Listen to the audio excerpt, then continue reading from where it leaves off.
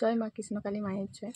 তো বন্ধুরা, কিছুদিন থেকে সোশ্যাল মিডিয়ায় একটা ভিডিও খুব ভাইরাল হচ্ছে, জয় মা কৃষ্ণকালী মায়ের জয় এই দিদিকে নিয়ে। ঠিক আছে, এই দিদি মা কৃষ্ণকালী মাকে বাড়িতে এনে পূজা পাঠ করে মানে প্রতিষ্ঠা করেছিল। ঠিক আছে, তো জানি না তার মাথায় কোথা থেকে এই উদ্ভট বুদ্ধি আসে, হয়তো তার মোবাইল দেখেই উদ্ভট বুদ্ধি আসে যে সোশ্যাল মিডিয়ায় জড়িত থাকবো, ফেসবুক লাইভে বা ফেসবুকে পোস্ট করে ছাড়তো। আর ইউটিউব একটা চ্যানেল ছিল, ঠিক আছে, সেখানে সে যে মাকে পূজা পার্বণ করতো সেইগুলো মানে ছাড়তো। তো আস্তে আস্তে সে খুব ভাইরাল হয়।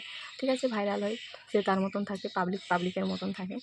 তো হঠাৎ করে তার গ্রামের লোকজন উত্তেজিত হয়ে তারা নাকি বলে যে এটা ভাণ্ডবী, এটা মিথ্যা, মন্দিরকে ভাঙচুর করে এবং মন্দিরের যত কিছু জিনিস ছিল সব ঝুনাঝুনি করে দেয়, আর মন্দিরে তালা মেরে দেয়, বন্ধ করে দেওয়া হয়। ঠিক আছে, আর বলা হয় যে তোমাকে জেলে পোড়া হবে। কিন্তু এটা কোথাও মানে লেখা নেই ভাই, যে যার নিজেদের জায়গার মধ্যে হয়তো মন্দির প্রতিষ্ঠা করতেই পারে, পূজা পাঠ করতেই পারে মানুষের বিশ্বাসতে, কিন্তু কাকেও বলেনি যে তুমি আমার বাড়িতে এসে পুজো দিয়ে যাও বা আমার মন্দিরে এসে পুজো দিয়ে যাও।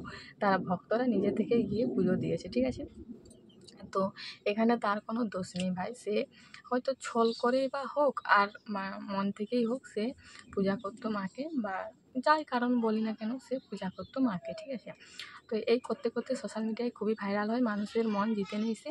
আর সবাই মানে যাদের যাদের যা প্রবলেম থাকে অনেকে গিয়ে মানত করে, মানসিক করে পুজো দিয়ে আসে।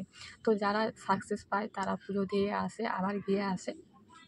তো আমি বলবো না জেনে না বুঝে কারো উপর অন্যায় অবিচার করা ঠিক নয়, কারণ ভক্তি থাকলে পাথরও গলে ভাই, আমরা সবাই জানি।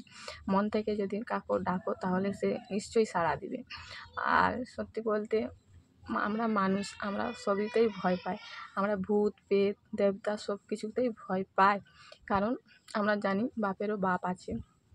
যদি কিছু ভুল করি কেন, যদি আমরা যখন পুজো দিই মনে মনে কি ভাবি না, আমরা যদি কিছু ভুল করি তো ঠাকুর আমাকে পাপ দেবে। তো সেরকমই কিছু কথা তোমাদের সঙ্গে ঠাকুর আমাকে পাপ দেবে।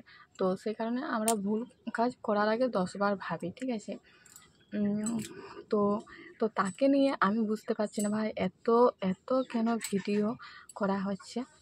আর তোমরা যদি মানে বিশ্বাস করতে চাও যে জয় মা কৃষ্ণকালী জয় মায়ের জয়, যে এটা ঠিক না ভুল, তাহলে তোমরা তার ভিডিওগুলো দেখে আসো ভাই, তাহলে মন থেকে বিশ্বাস হবে। আমি বিশ্বাস করছি ভাই, তোমরা করো না করো। ঠিক আছে, তো তার কিছু আমি প্রমাণ তোমাদেরকে এখানে আমি বলছি। একজন হচ্ছে কী যেন নামটা, আমার নামটা ঠিক মনে আসছে না, হচ্ছে দাঁড়াও আগে একটা কথা বলে দিই। একটা জায়গাতে আমারও খটকা লেগেছিল, সে মাকে পায়েস খাওয়াতে গিয়ে সে নিজেই পায়েস খাচ্ছে, আবার মাকে নাকি বলছে মা তোমাকে আমি পায়েস খাওয়াতে যাচ্ছি, তুমি আমাকে পায়েস ঘুরে খাইয়ে দিচ্ছ। সেখানে কান্না করছে আর বলছে, কান্দু কান্দুভাবে বলছে। তো জানি না এটা কতটা সত্যি, এটা কতটা মিথ্যা। তারপর আসি আরেকটা কথা, এগুলোতে আমার সত্যি বিশ্বাস হয়েছে। একজন চাকরির জন্য মায়ের কাছে পুজো দিতে গিয়েছিল, তার চাকরি চলে গিয়েছিল। সে না, এটা স্বাভাবিক ভাই, আমরা মানে যখন কোনো দিক থেকে নিরাশ হয়, কষ্ট পাই মনে, বা যাই হোক কিছু একটা দুর্ঘটনা ঘটে বা যাই হোক কিছু একটা হোক, আমরা কাকে ডাকি? সবার প্রথম আমরা যাকে মানি তাকেই তো ডাকি, ভগবানকেই ডাকি, দেবতাকে পূজা করি বলে আমার মনের দুঃখ কষ্ট বলি। তো সেরকমভাবে সে ওই সোশ্যাল মিডিয়ায় ভাইরাল হওয়া মানে জয় মা কৃষ্ণকালী মায়ের ভিডিও দেখে সে সেখানে গিয়েছিল। ঠিক আছে, যাবার পরে মাকে পুজো দিয়ে আসে। তো তখন কথাটা অতটা মানে আউট হয়নি। পরে আবার যখন ফেরত গিয়ে পুজো দিয়েছে, তখন সে ক্যামেরা বন্দি করেছিল যে তুমি এখন কী কারণে পুজো দিতে এসছো। তো তখন সে বলে, মাকে আমি এসে মনের কথা জানিয়ে গেছিলাম, আমার চাকরি চলে গিয়েছিলো। তো চাকরি যাওয়ার পরে আমি মাকে বলেছিলাম যে মা আমার চাকরি আমাকে তুমি ফিরিয়ে দাও। তো বেশি দিন না, 2-1 মাস পরে তার যে চাকরি চলে গিয়েছিলো, সে চাকরি, সরকারি চাকরি আবার ফেরত আসে। আবার একটা নতুন ভালো চাকরি, সরকারি চাকরি তার কাছে আবার অফার কি আসে। ঠিক আছে, তো সেটা আবার বেশি বেতনে। ঠিক আছে, তো সেসব কিছু বললো। তাহলে ভাই এটা বিশ্বাস করার মতন কি কথা নয়? তোমরাই বলো, কত দূর থেকে এসেছে, যার সঙ্গে তার কোনো কন্ট্যাক্ট নেই, সে কিন্তু মন থেকে বিশ্বাস করেছিল বলেই তার কাছে এসেছিলো, মায়ের কাছে এসেছিলো। আরেকটা দেখলাম মানে পুজো দিতে গিয়েছিল, তার সন্তান হচ্ছিল না। ঠিক আছে, সেখানে পুজো দিতে গিয়েছিল, যাওয়ার পরে তার সন্তান হলো। ঠিক আছে, সে সন্তান হওয়ার পরে পুজো দিতে গেছিলো, মানে অনেক দিন পর, বাচ্চা হয়নি, 10-12 বছর পর, মানে সেখানে মাকে জানাবার পর, পুজো দেওয়ার পর তার সন্তান হয়েছে। আরেকজন গিয়েছিল পুজো দিতে, সে যখন গর্ভবতী তখন পুজোতে গিয়েছিল, মানে 7 মাসে গিয়েছিল। যখন শুনলো তার রিপোর্ট করার পরে যে আমার সন্তানের মানে অঙ্গ প্রত্যঙ্গগুলো সবই বাঁকা, ঠিক আছে, তার মানে জন্ম দেওয়ার পরেও সে চলাফেরা করতে পারবে না। তো ডাক্তার তাকে পরামর্শ কী দিবে, বাচ্চাটাকে তুমি রেখো না, মানে নষ্ট করে দিতে বলেছিল 7 মাসে, ঠিক আছে। যেখানে যায় রিপোর্টে একই কথা বলে, তুমি বাচ্চাটা রেখো না, নষ্ট করে দাও। তো সে তো মানতে চায়নি, 7 মাস হয়ে গেছে, আর কিছুদিন পর বাচ্চা তার মানে পৃথিবীর আলো দেখবে। তো সে তখন ওই মোবাইলে জয় মা কৃষ্ণকালীর ভিডিও দেখে তারপর তার ওইখানে গিয়ে পুজো দিয়ে আসে।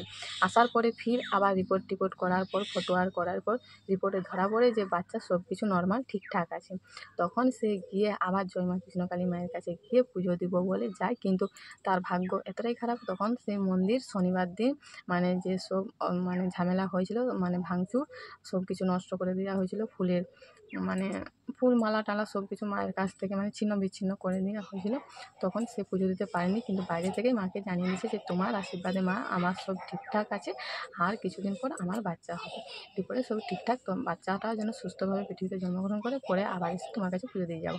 কিন্তু তখন সে মা জয় মা কৃষ্ণকালী মায়ের যে ভক্ত দিদিটা জিজ্ঞেস করেছিল, বোন তুমি বলো আমি তোমার কাছে কত টাকা নিয়ে এখানে পুজো দেওয়ার জন্য। বলেছিল, দিদি তুমি আমার কাছে কোনো টাকা নাওনি, আমি মন থেকে দিয়েছিলাম, যেটা পেরেছিলাম আমার সামর্থ্য মতো 50 টাকা মাকে দক্ষিণা দিয়েছিলাম। তো এইখানে ভাই তোমরাই বলো কতটা মানে দোষ আছে দিদিটার।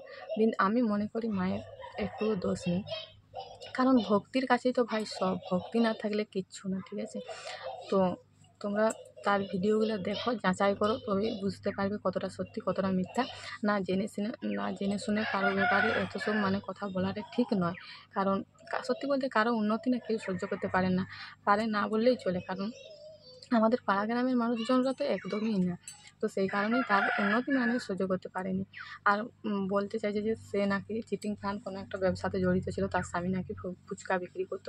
সে যাই করুক না কেন, সে তো মায়ের মন তো জিতেছে ভক্তির জন্য, তার ভক্তির জোর কতটা তাহলে তোমরাই ভাবো। সে চিটিং ফান্ড করুক যাই করুক, সে ভক্তির জন্যই মাকে জিতেছে, ঠিক আছে, মায়ের মন জিতেছে, তার কাছে মা এসে ধরা দিয়েছে।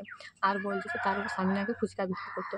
তোমরা কখন যে ভাই কীরকম কথা বলো, কোনো কাজ কে কখন বলো ছোট নয়, কোনো কাজ বড় নয়, মানে মানে আমরা মানুষ জীবনে কর্ম করতে হবে, খেতে হবে। তোমরা যে বলছো যে ফুচকা বিক্রি করতো, তার আবার কত ভাব, কিন্তু একদিক থেকে ভেবে দেখো, আমরা ফুচকা সবাই খেতে ভালোবাসি, তো সে যদি ফুচকা না বিক্রি করে আমরা খাবো কী করে?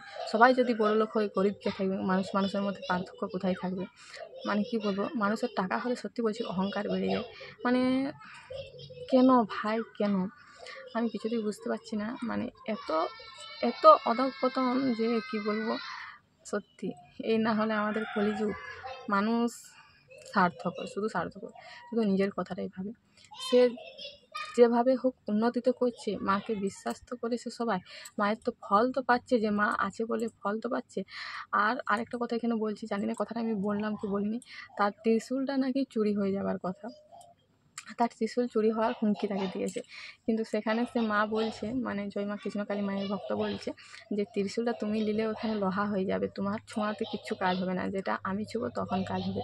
তো ভাই আমি আর কথা বাড়ালাম না, তোমরা দেখো তার ভিডিও, তাহলেই বুঝতে পারবে জয় মা কৃষ্ণকালী মায়ের জয়। তো চলো বন্ধুরা।